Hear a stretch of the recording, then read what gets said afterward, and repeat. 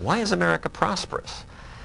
And you ask kids, and they say, well, it's because we have democracy and we have natural resources. And I point out, well, India has democracy and natural resources. India's poor. Well, India's overpopulated. Well, actually, the population density of India is the same as that of New Jersey, and New Jersey's doing okay. And Hong Kong has no natural resources and 20 times as many people per square foot. And Hong Kong got rich.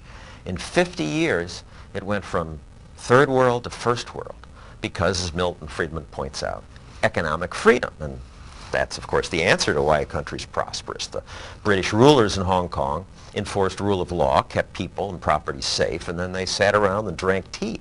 They left people alone. I don't know. I think Hayek called it a fatal conceit to think you can plan an economy. I think it's also a fatal conceit to predict what these politicians will do.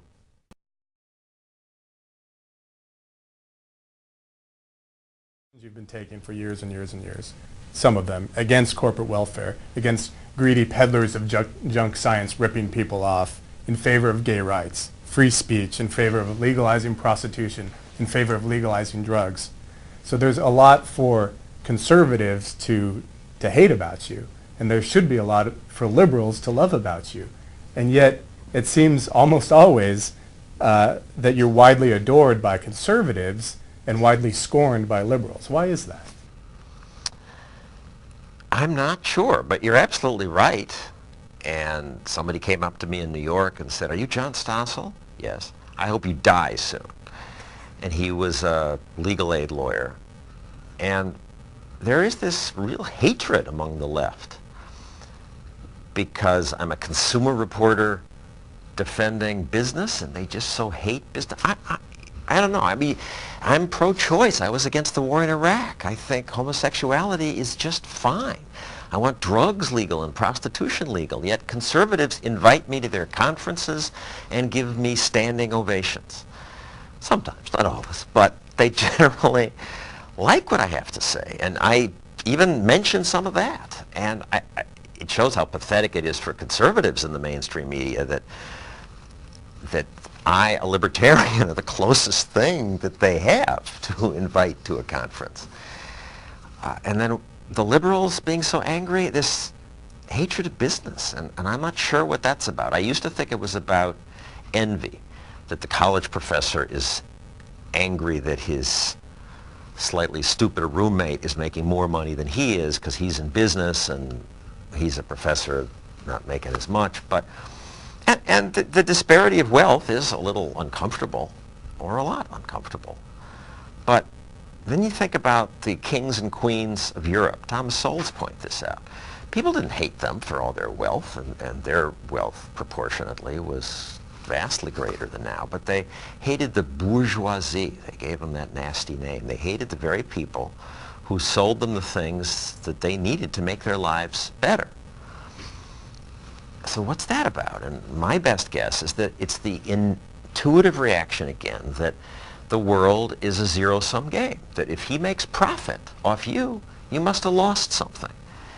And if you don't study economics, that is how people think. And I see why politicians think that way, because that's how their world works. One wins, somebody else has to lose. But we have a lot of work to do to explain that free commerce doesn't work that way, that everybody gains.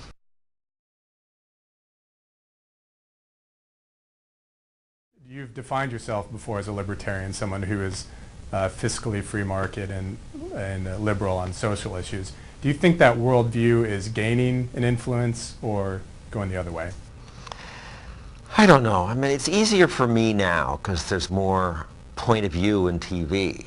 So that makes me think, at least now people know these ideas deserve a place at the table. That's why ABC lets me do it. But are we winning? This move toward more spending makes me think not.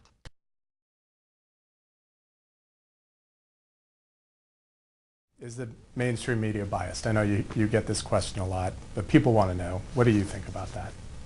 Yes.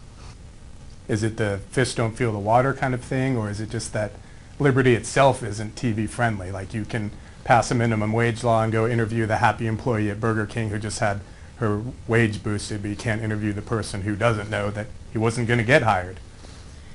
That's part of it. It's certainly hard to show the people who are hurt by a government program that takes 2 cents from everyone or prevents a job from being created. You can't take a picture of that. But that's not just television. I think liberty intuitively is hard to get. Intuitively, the minimum wage makes sense. We want to help poor people raise the minimum wage. It's hard for people to understand how that hurts people. But plus, there is just the basic political bias that the people with whom I work read the New York Times and the Washington Post, and that's their world. Everybody around them agrees with them. They're all lean left, and they think that's the middle. What do you think of this whole internet thing? You think it'll catch on? What kind of? Well, What thank kind of God, new- that's really made a lot of, at least the internet showed people that there was a liberal media. Now the public at least knows that ABC, NBC, CBS lean left, CNN especially, MSNBC, because it gets talked about on the internet. And now, thanks to finally deregulation, Fox TV, they have an alternative. But I made a lot of money. You made some too in the days, from the days when government monopoly limited the number of TV stations. The broadcast networks lobbied Congress and say, if you allow cable to come in everywhere, then poor people who can't afford cable will be deprived of free TV. So there were 5 channels. That helped me make more money, but it certainly wasn't fair, and it's far better that we have 150 channels now.